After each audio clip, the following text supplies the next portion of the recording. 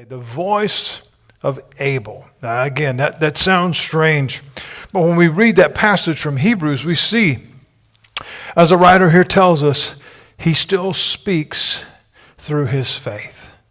And I want us to focus on that today. We generally think of this story of Cain and Abel, right? And we look at it from the very beginning. In Genesis, we got the story there.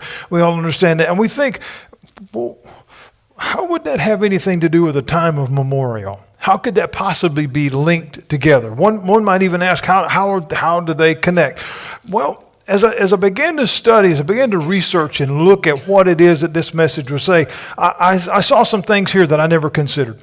I saw some things here that never really resonated with me even after all these years of study. And I want to point out a few of these this morning as we have our time together that hopefully, as I said prayerfully, will challenge you, will encourage you, and as Scott mentioned, that it will draw us closer in our relationship with God. We read in this passage, it says, by faith. Okay, that's how we start off in verse 4, by faith. When we understand just that word alone, just that phrase alone, the word faith means unflagging trust. That means I have no doubts as to what I'm believing in. I have no doubts into what I'm leaning on and what I'm trusting in. It says, by faith, Abel offered to God a better sacrifice than Cain did. Now we might stop there and we say, well, better how?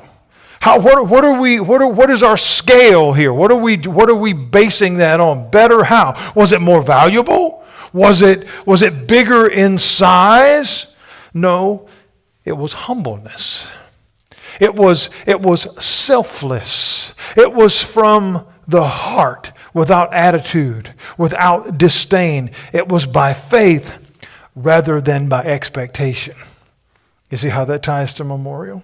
You see how that ties that I just give because I believe in the cause. I believe in what we're doing. Here we see that Abel leans on his faith. He trusted God.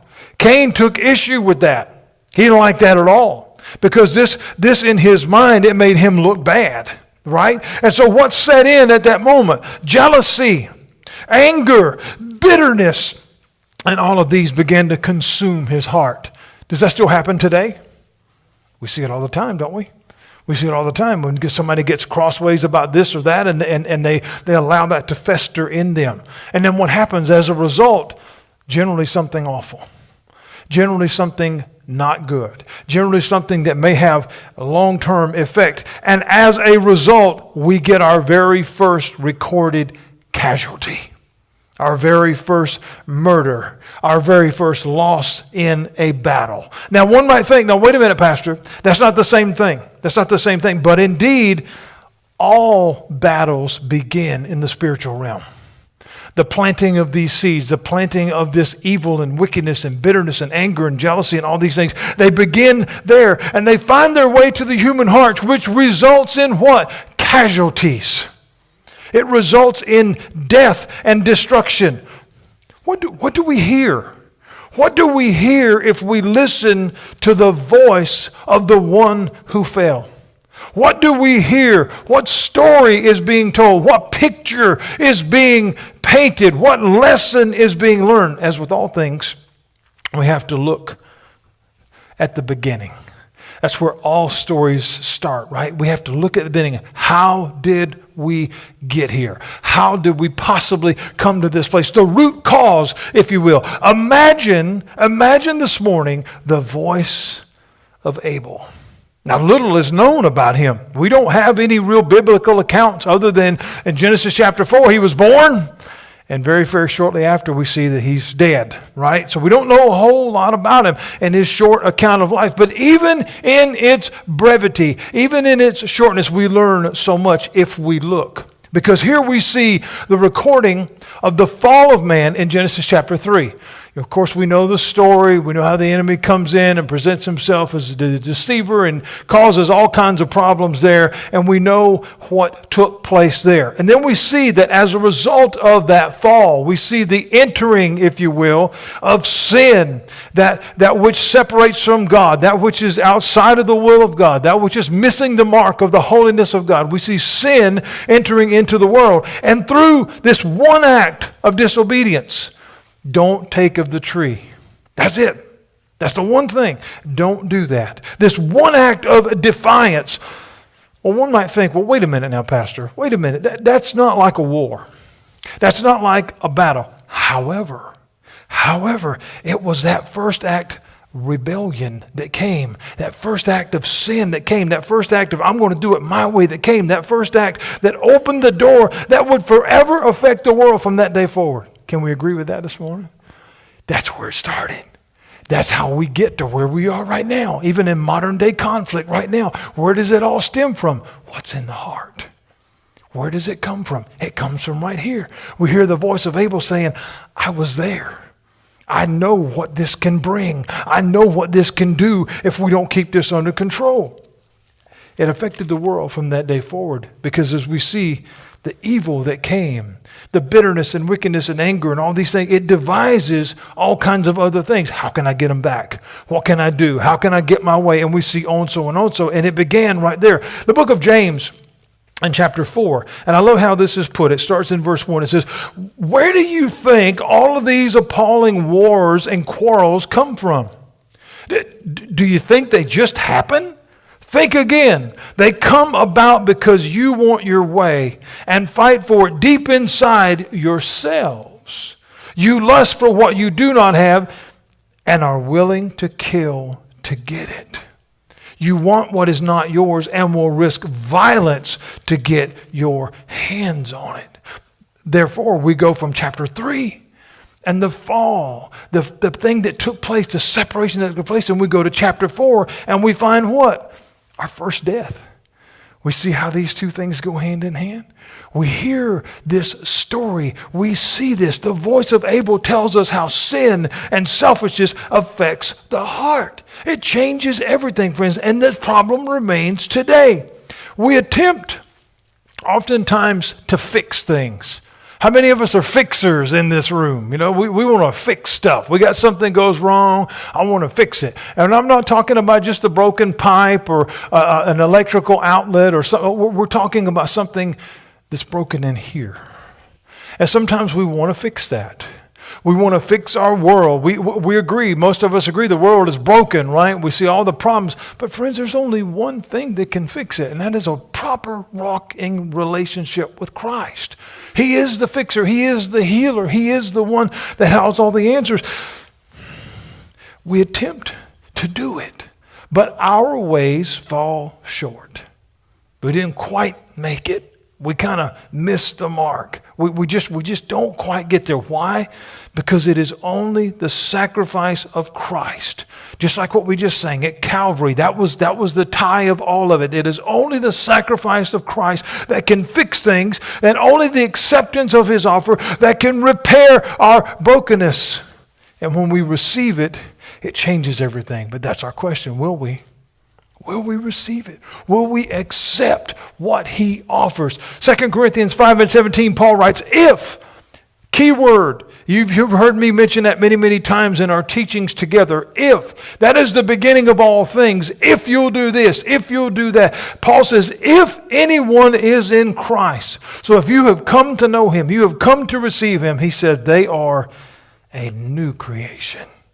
Old things have passed away. Abel tells us why that is needed. Abel tells us why the old must pass away and we must receive the new. As we look through this story, he tells us why this is important. He tells us in his own way that Jesus is our only help in this broken world. Why can I say that with clarity? Because Jesus says in Matthew 15, beginning in verse 18, but what comes out of the mouth comes from where? The heart. And he says, what comes out of the heart defiles a person. Now that sounds like a big word, right? Defiles a person. What does that mean? It makes you dirty.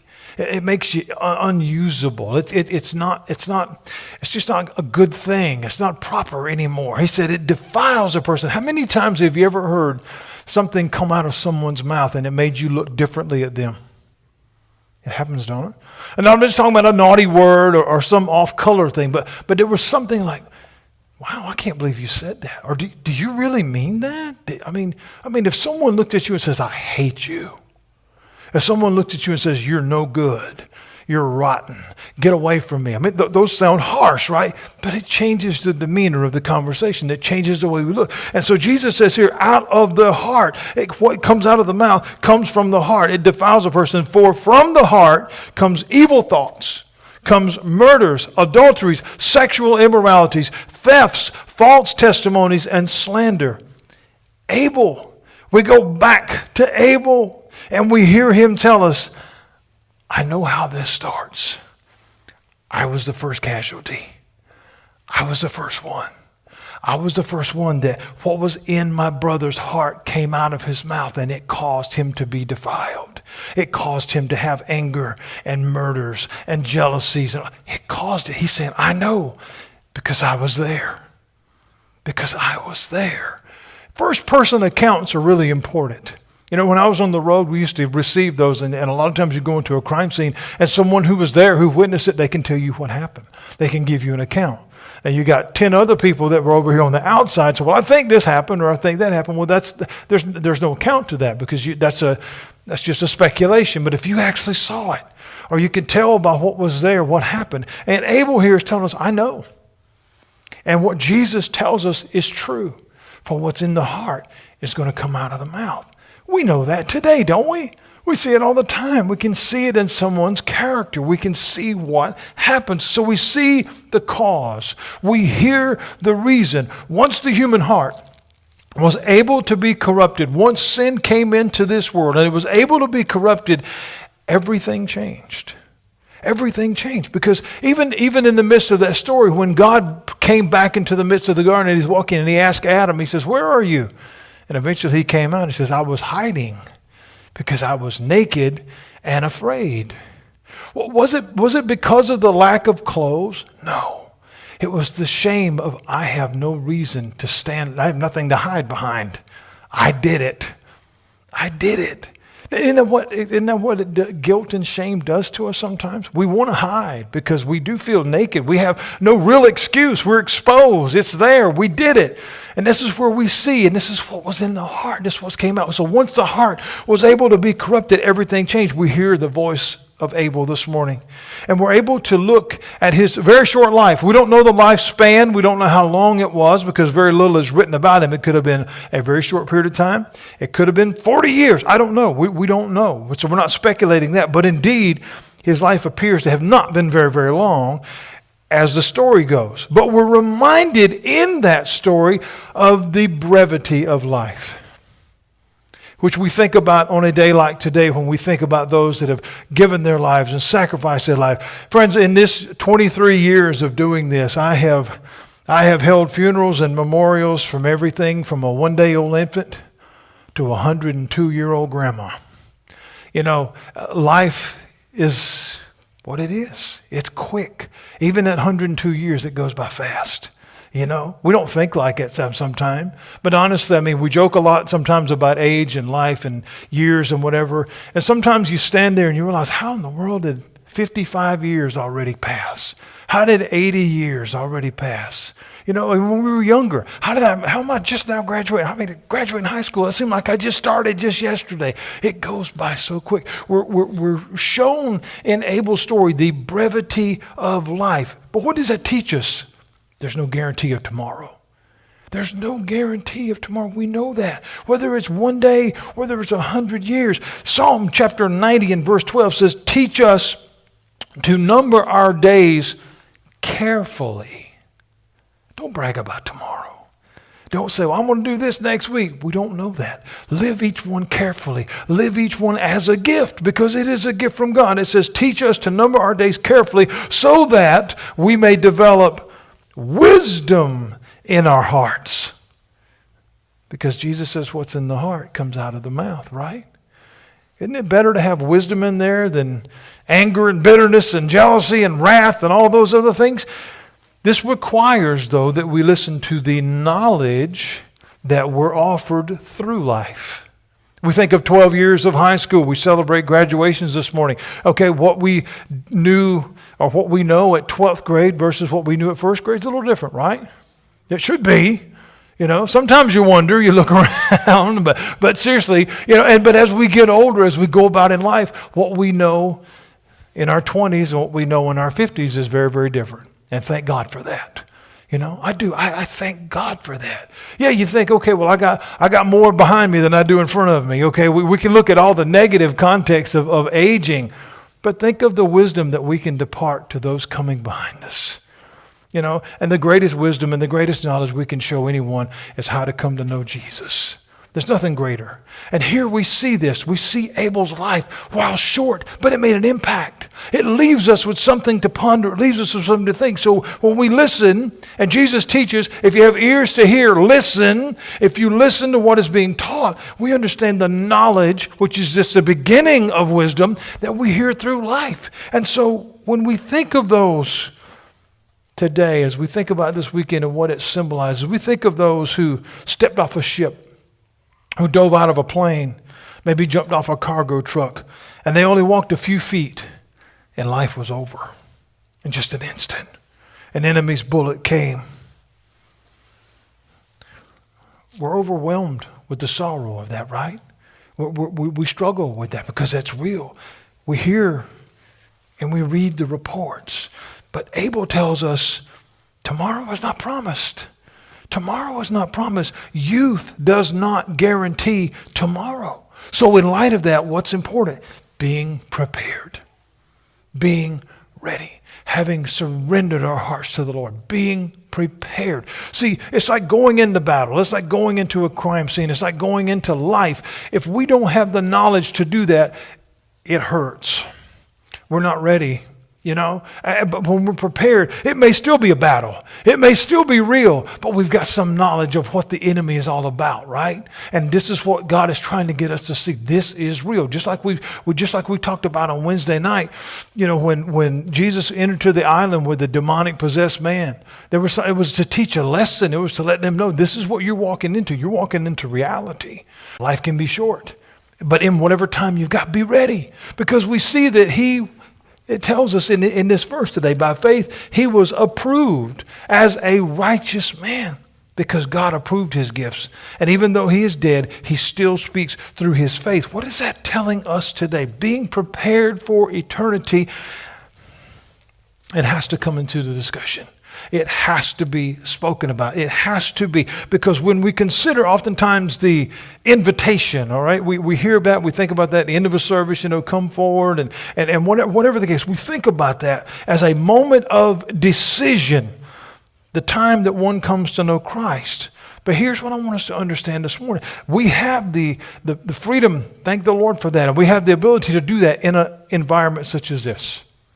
But how many people along the course of life don't get that opportunity? How many people along the course of life that we see, they never make it to a service? They never hear a pastor preach, or they never get to the church on time. Maybe there's a car wreck. Maybe there was a moment, an enemy's bullet, an explosive device. In other words, we have to always be ready, no matter where we go. And for that one that didn't make it here, whose job is it to tell them? Me and you. That's our job. That's our job. That's what we've been called to do. Just like the drill sergeant is preparing the soldiers, the shift supervisor is preparing the guys that are going out. It is to tell them the truth. Hey guys, we're getting ready to walk into something kind of bad.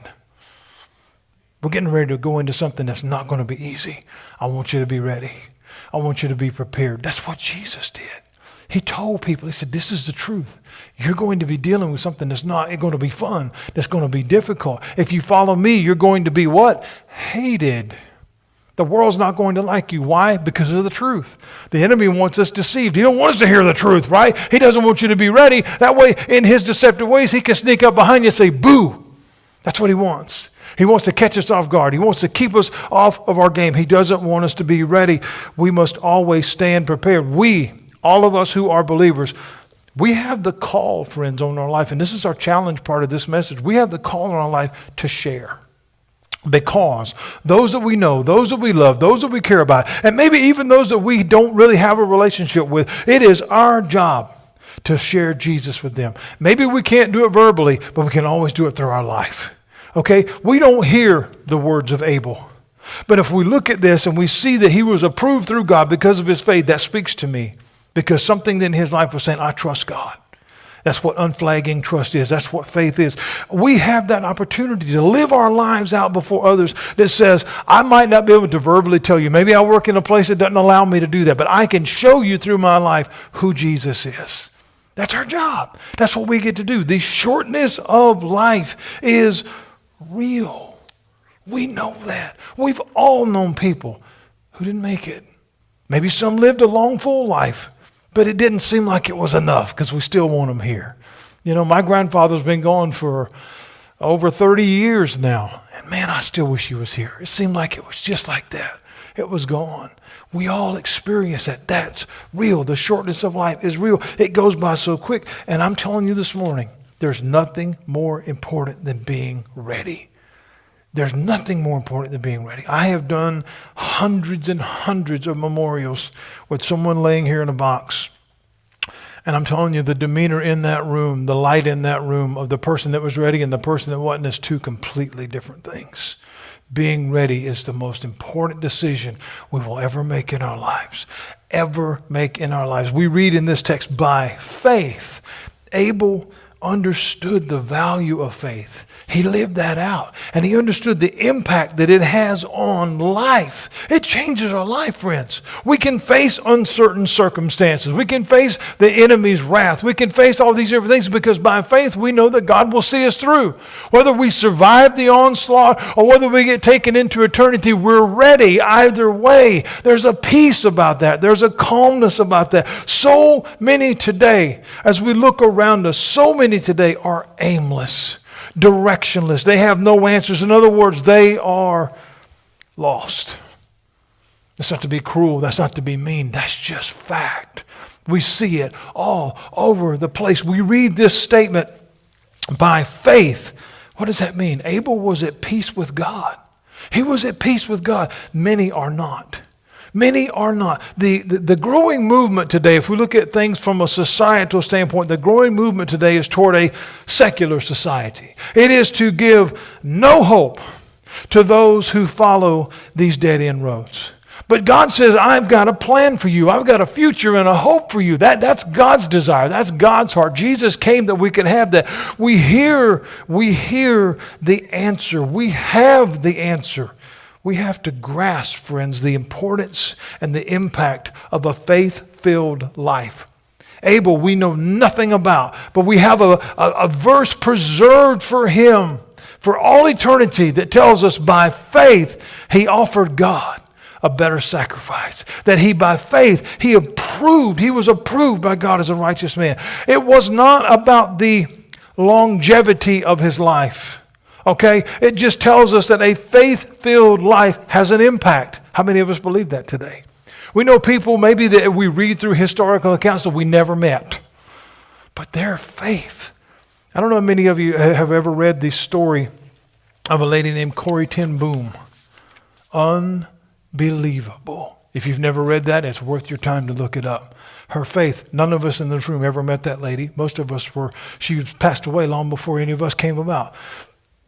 But her faith, it still holds true today in a massive way. Abel, from the beginning, from eternity, the beginning of creation, at least that we know of, as it is written, his statement, his faith still holds true today. I've known people throughout my life that maybe even reached an elderly time in their life. Maybe they had a long life, but they never produced fruit for Christ. Never. Never. But I've also met people under 20 years old that are impacting the world. Friends, it's not about the length of time. It's about what we do with the gift. It's about what we do with what God has given us. I have had this illustration that I'm getting ready to read to you my entire ministry career. And I have always known that there would be a day that I'd get to use it. I didn't know when, but I knew there would be a time. I want to read this story to you, just talking about the brevity and the shortness and the impact that it makes. Here's just a little story for illustration. I heard a story about a little boy that was about to have heart surgery. The surgeon sat beside the boy's bed, and his parents came across and sat beside him. The surgeon said to the little boy, "Tomorrow morning, I'm going to open up your heart." The little boy, he interrupted the surgeon. He said, "When you do, you're going to find Jesus in there." The little boy interrupted the surgeon and told him that a couple of different times. The surgeon began to get annoyed, and he continued, "I'll cut your heart open, and we'll see how much damage is there." The little boy quickly said, "But when you open my heart, you're going to find Jesus in there." The surgeon looked at the parents and ignored the little boy with his anger. He says, "When I see how much damage is there, then I'll know what to do next." Again, the little boy said, "But you're going to find Jesus in there. And the Bible says he lives there. That's where you're going to find him." The surgeon had had enough. He was angry. And he said to the little boy, "I'm going to tell you what I'll find in there. I'm going to find a damaged muscle. I'm going to find low blood supply. I'm going to find weakened vessels. And then I'll find out if I can make you well." But the little boy said, "No, you're going to find Jesus in there. He lives in there, I promise you." After the surgery, the surgeon sat in his office and he recorded his notes for the surgery. Damaged aorta, damaged pulmonary vein, widespread muscle degeneration, no hope for transplant, no hope for cure. The therapy, painkillers and bed rest for as long as he can. Prognosis, he'd be dead within 1 year. He began to get angry as he sat in his office chair, and he stopped his recorder and turned it off, and he said out loud, "Why?" as he looks toward the ceiling. "Why did you do this? You put him here. You put him in this pain. You cursed him to an early death. Why?" And the Lord began to speak to the heart of the surgeon. The boy was not meant to live long on this earth. He belongs to me, and soon he will be with me forever. Tears began to run down the surgeon's face in anger as he said, "But you created this boy. You created that heart. He'll be dead in months. Why?"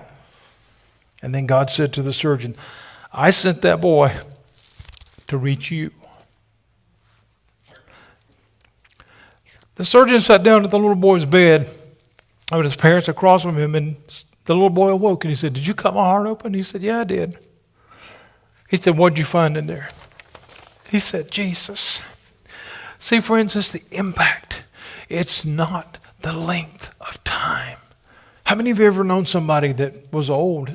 And again, I don't mean this cruel at all, but it was like, that was it. That was all they were known for. You know, maybe they did nothing in their life. Maybe been hateful or mean or whatever. It's about the impact that we have. The short time of the ministry of Jesus was only 3 years. Just a little over 3 years. We've got to understand that's still important today. The time of the disciples was not super long. Impact is not always about long periods of time. It's about the impact of the moment. The impact of the moment. When we consider and remember what this weekend is all about. Sadly, many did not have a long life. When we think about in a memorial stance, we look back at the historic battles, and it was young men who lost their lives quickly. We go back to the time of, the Revolution and the Civil War and the pictures of the 18-year-old kids in Vietnam. And oftentimes those pictures are haunting. But the impact of their bravery still holds true to this day. We don't forget that. And we don't often, in the midst of that, we don't often think about Abel. How does Abel mix into that, right? But in this context, it started with him. He was the first one. He was the first casualty of the wickedness that can come into the human heart. And in him, we find the beginning. We see how destructive evil can be.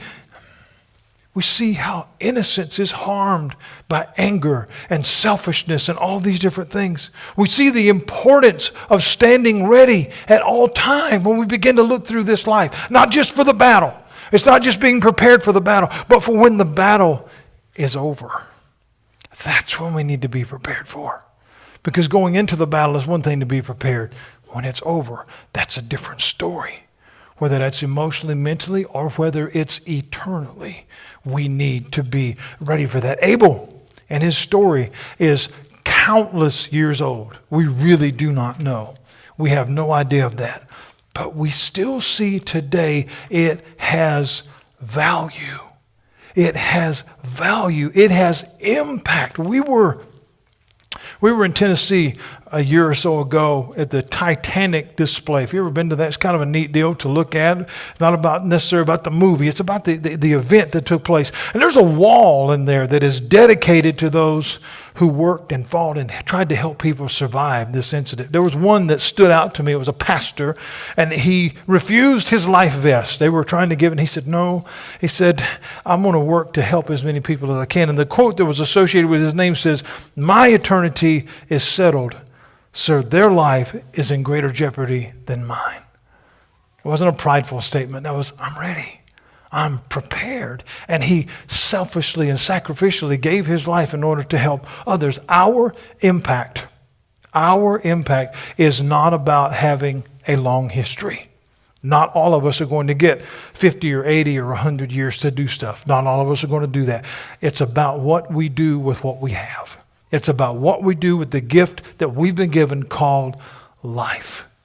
So as we start kind of wrapping this up, what do you do that you will be remembered for? I want you to think about that today. What do I do that I will be remembered for? I'm not talking about celebrity. I'm not talking about notoriety or fame. But what impact do I have for the kingdom?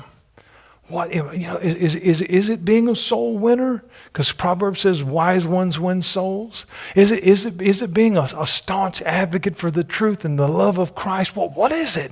What is it? What are we doing that we will be remembered for? Abel reminds us of the importance of the beginning.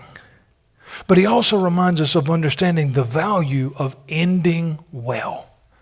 Okay? And that's important. We all hopefully, prayerfully, and one day when our time comes, whenever it may be, and now today, tomorrow, or 20 years, whenever it is, we all want to hear, well done, my good and faithful servant. We all want that. But how do we get there? We prepare for it now. We prepare right now. The beginning is important. The ending is priceless.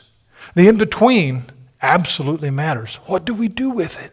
Oftentimes use this during a memorial service. We have a birth date and a death date. But the most important part is a dash between the two numbers. What'd you do with it? What did you do with the gift that you got? Did you use it or did it sit on a shelf? Did you use it or abuse it? Did you use it or throw it away? With all kinds of different answers in it. As we remember today the lives that have been lost, may we consider Abel and his story and how it shows us the impact of sin on our world. How it shows us the importance that we draw closer to the Lord, who Jesus himself was also impacted by that very same sin. He was impacted, and in order to set us free for eternity, he gave his life. It was the greatest sacrifice ever known. The voice of Abel. It's a voice we've never heard, not audibly, but it sure tells us a mighty story. When we think about what has been said today, I pray that you've been challenged. I really think that these words are impactful, not just because I said it. I have no value in that, but because I feel like there's a depth in this that really takes us to a different place. As we think about the value of what God has given us through Scripture and through his truth, and as we think